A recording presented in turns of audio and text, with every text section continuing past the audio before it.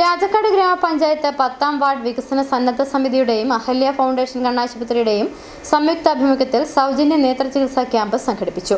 പഴയവടുതി മിൽമ ഓഡിറ്റോറിയത്തിൽ നടന്ന ക്യാമ്പ് രാജാക്കാട് ഗ്രാമപഞ്ചായത്ത് പ്രസിഡന്റ് കിങ്ങിണി രാജേന്ദ്രൻ ഉദ്ഘാടനം ചെയ്തു.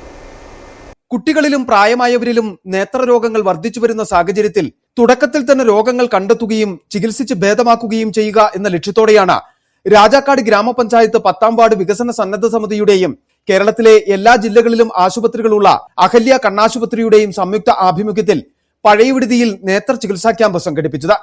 പഴയവിടുതി മിൽമ ഓഡിറ്റോറിയത്തിൽ നടന്ന ക്യാമ്പ് രാജാക്കാട് ഗ്രാമപഞ്ചായത്ത് പ്രസിഡന്റ് കിങ്ങിണി രാജേന്ദ്രൻ ഉദ്ഘാടനം ചെയ്തു.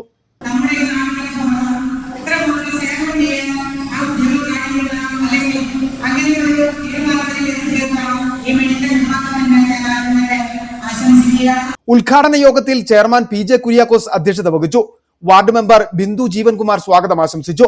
പഞ്ചായത്ത് അംഗങ്ങളായ മിനി ബേബി, ജോഷി കന്യാക്കുഴി, JSS ജില്ലാ president KS Sivan, CPI local secretary Shinu MA, CDS അംഗം ശോഭന രാമൻകുട്ടി, സംഘാടക സമിതി വൈസ് ചെയർമാൻ ഗിരീഷ് കുമരങ്ങണ്ണേഴുത്ത, K ജീവൻകുമാർ, ഗുരുശ്രീ എന്നിവർ പങ്കെടുത്തു.